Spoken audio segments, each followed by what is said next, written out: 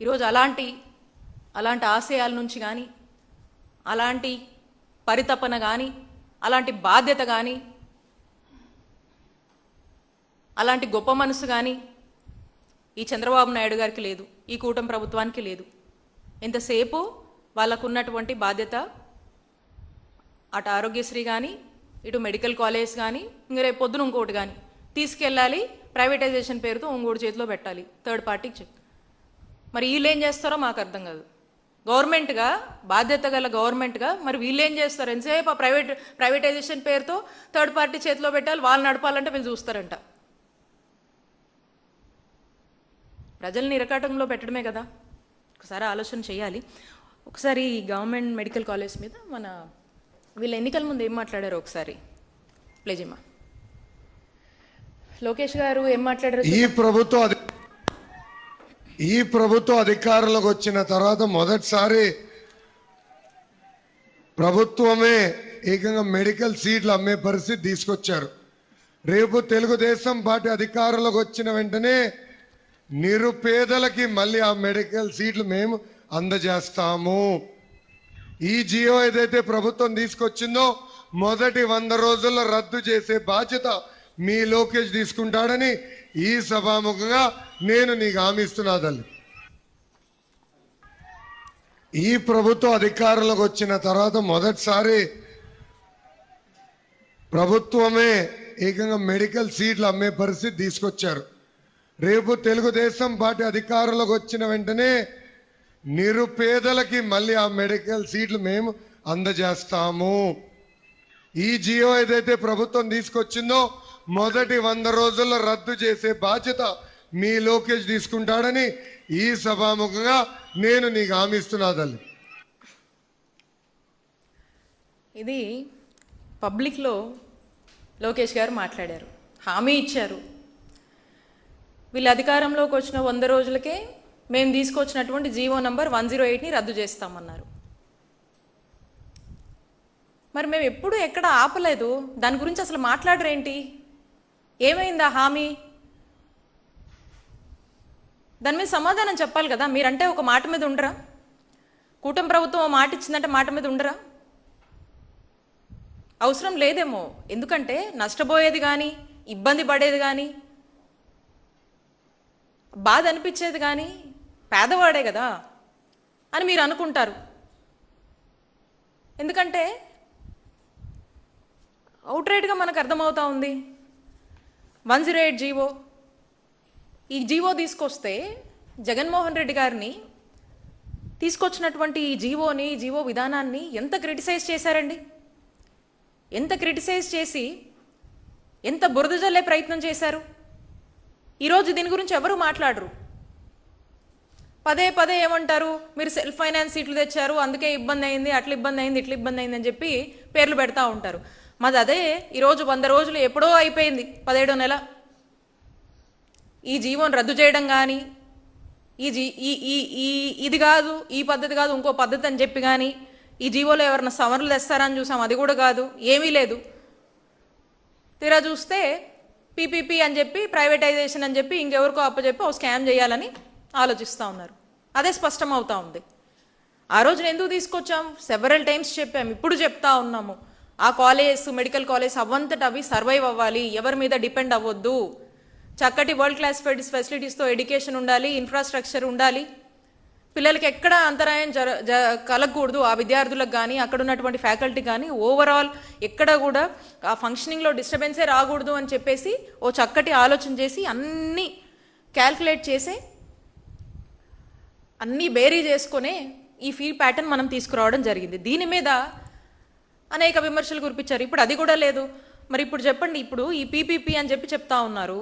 ఈ పీపీపీ మాడ్యూల్లో మీరు ఈరోజు ఫీ ప్యాటర్న్ గురించి చెప్పారు. ఈ ఫీ ప్యాటర్న్ అంటున్నాను నేను, మేము ఖర్చు పెట్టింది ఇంతే అంతే అని చెప్పి దాని గురించి మీరు మాట్లాడుతూ ఉన్నారు. జగన్మోహన్ రెడ్డి గారు దీని మీద చాలా తక్కువ ఖర్చు పెట్టారు, అందువల్లనే వీళ్ళు ఖర్చు పెట్టింది ఇంతే అని చెప్పి మీరు క్రిటిసైజ్ చేస్తూ ఉన్నారు. ఫస్ట్ ఆఫ్ ఆల్ మీరు కనుక చూసినట్టయితే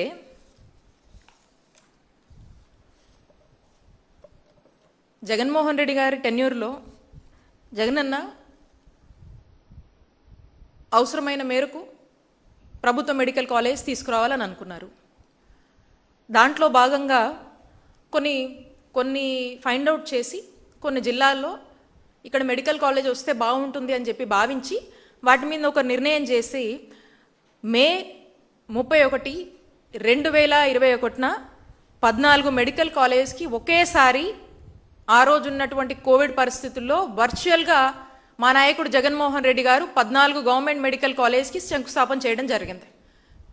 మే 2021 కోవిడ్-19 తర్వాత మేము అధికారంలోకి వచ్చిన తర్వాత ఈ పాండమిక్ని ఫేస్ చేస్తూ ఆ పాండమిక్లో ఎక్కడ ఆంధ్రప్రదేశ్ రాష్ట్ర ప్రజలు ఇబ్బంది పడకుండా అవసరమైనటువంటి అన్ని మెజర్స్ గవర్నమెంట్ కన్నా కూడా చెప్పాలంటే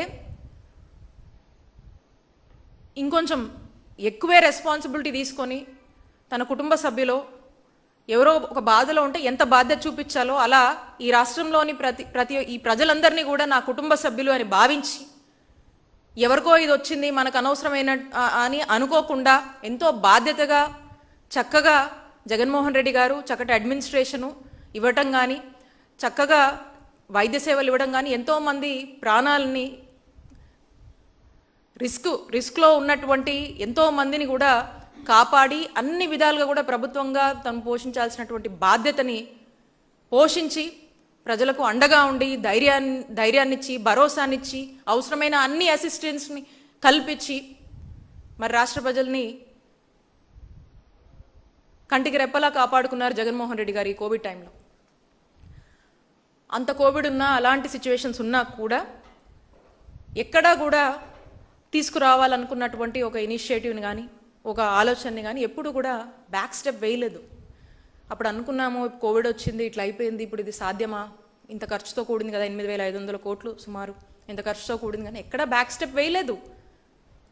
మనం అనుకున్నాము ఇక్కడ అవసరం ఉంది, ఈ ప్రజలకు ఈ రాష్ట్రం విడిపోయిన తర్వాత టెరిషరీ కేర్ నీడ్ ఉంది, కనిపించాల్సినటువంటి బాధ్యత మన మీద ఉంది, చక్కటి వైద్య సేవలు అందించాలి, స్ట్రెంగ్తెన్ చేయాలి ఇన్స్టిట్యూషన్స్ అని చెప్పేసి మరి అడుగులు ముందుకు వేసినటువంటి విషయాలు మీ అందరికీ కూడా తెలిసినవే. ఆ తర్వాత పులివెందులు కావచ్చు, తర్వాత డిసెంబర్ 2022లో నర్సీపట్నం, ఇంకా పార్వతీపురం, ఇవన్నీ కూడా మనం ప్రారంభమయ్యాయి. అయితే ఇన్ని ఇబ్బందులు ఉన్నా కూడా ఎక్కడా కూడా బ్యాక్ స్టాబింగ్ అని కానీ బ్యాక్ స్టెప్ వేయడం కానీ ఇవేవి కూడా చేయలేదు. చాలా ట్రాన్స్పరెంట్గా, అంటే మీరు గమనిస్తే లాస్ట్ 2.5 సంవత్సరాలు వార్ ఫుటింగ్ బేసిస్లో పనులు నడిచి 2023లో మనము 5 కాలేజీలు దీనికి సంబంధించి స్వయంగా విజయనగరం నుంచి జగన్మోహన్ రెడ్డి గారి చేతుల మీదుగా ఈ 5 కాలేజీలని ఒకేసారి ప్రారంభించుకున్నటువంటి గొప్ప చరిత్ర జగన్మోహన్ రెడ్డి గారికే దక్కింది. ఎందుకంటే ఇందాక చెప్పాను కదా 1923 నుంచి 100 సంవత్సరాల్లో ఒకే రోజున 5 గవర్నమెంట్ మెడికల్ కాలేజీలు స్టార్ట్ చేసినటువంటి ఘనత జగన్మోహన్ రెడ్డి గారికి దక్కుతుంది. This is a history. అంతటి మాన్యుమెంటల్ అచీవ్మెంట్ జగన్మోహన్ రెడ్డి గారు ఈ రాష్ట్రంలో ప్రజల్ని కాపాడేందుకు ఒక నిర్ణయం చేసి ఒక ఆలోచనకు శ్రీకారం చుట్టి అడుగులు ముందుకు వేశారు. అండ్ నెక్స్ట్ ఫేజ్కి ఇంకొక 5 కాలేజెస్ అనుకున్నాము. మేము దిగిపోయే నాటికి మేము పెట్టినటువంటి బెస్ట్ ఎఫర్ట్స్, మేము చేసినటువంటి దాదాపుగా more than 50% of the recruitments మేము చేశాము. అండ్ మేజర్ వర్క్స్ సెకండ్ ఫేజ్లో మేము అనుకున్నటువంటి 5 మెడికల్ కాలేజ్కి సంబంధించి అన్ని రకాల పనులు కానీ ఇన్ఫ్రాస్ట్రక్చర్ విషయంలో కానీ సివిల్ వర్క్స్లో కానీ అన్నిట్లో కూడా మేమున్నంత వరకు మేము బాగా అటెన్షన్ పే చేసి పాడేరు, మార్కాపురం, మదనపల్లి, పులివెందుల, ఆదోనికి సంబంధించి బెస్ట్ ఎఫర్ట్స్ మేము పెట్టాము. తర్వాత అన్ఫార్చునేట్లీ మేము ఓడిపోయాము. ఆ తర్వాత కూటమి ప్రభుత్వం అధికారంలోకి వచ్చింది. చంద్రబాబు నాయుడు గారు వారు పూర్తి స్థాయిలో కూడా దీని మీద బాధ్యత తీసుకొని ఆ కొద్దిపాటి ఎఫర్ట్స్ పెట్టుంటే ఖచ్చితంగా మదనపల్లి కావచ్చు, ఆదోని కావచ్చు, మార్కాపురం కావచ్చు, పాడేరుకి 50 సీట్లు వచ్చినాయి. దాన్ని కూడా ఇంకొంచెం ఫోకస్ చేస్తుంటే 150 సీట్లు అక్కడ వచ్చేవి. అలాగే పులివెందుల వచ్చినటువంటి సీట్లు మాకు వద్దని లెటర్ రాశారు, చక్కగా పులివెందులు కూడా 150 సీట్లతో అది ఫంక్షనింగ్ వచ్చేసి చక్కగా ఫంక్షన్ అయ్యేవి. మరి సెకండ్ ఫేజ్లో ఇవన్నీ ప్రారంభమయ్యి కొనసాగాల్సినటువంటి పరిస్థితిలో ఉన్నటువంటి ఈ కాలేజీలన్నీ కూడా వీళ్ళు పెట్టాల్సినటువంటి ఏ ఎఫర్ట్స్ పెట్టకుండా, పైగా మా మీద ఏవేవో నిందులేసి ఫండ్స్ మీద అట్లా ఇట్లా అని చెప్పి ఒక ఫేక్ ప్రచారం చంద్రబాబు నాయుడు గారు కూటమి ప్రభుత్వం చేస్తున్నారు. దీని మీద అనేక గ్రాఫిక్స్, ఇక్కడ లేని మాటలు, ఎక్కడ అవకాశం దొరుకుతుంది ఏది పెట్టి వీళ్ళని ఏదో ఒకటి వీళ్ళని ఎలా ప్రజల్లో ఒక ఫాల్స్ నోషన్ క్రియేట్ చేయాలి జగన్మోహన్ రెడ్డి గారి మీద, వైఎస్ఆర్ కాంగ్రెస్ పార్టీ మీద అని చెప్పేసి ఎత్తుక్కుంటా ఉన్నారు. ఫేక్ ప్రచారాలు మీరు చేస్తూ ఉన్నారు, ఫేక్ గ్రాఫిక్స్ మీరేస్తూ ఉన్నారు. ఎందుకంటే మీరు డిఫెన్స్లో పడ్డారనేటువంటి విషయం మీకు తెలుసు. బట్ అయినా ఎక్కడా కనపడకుండా స్టిల్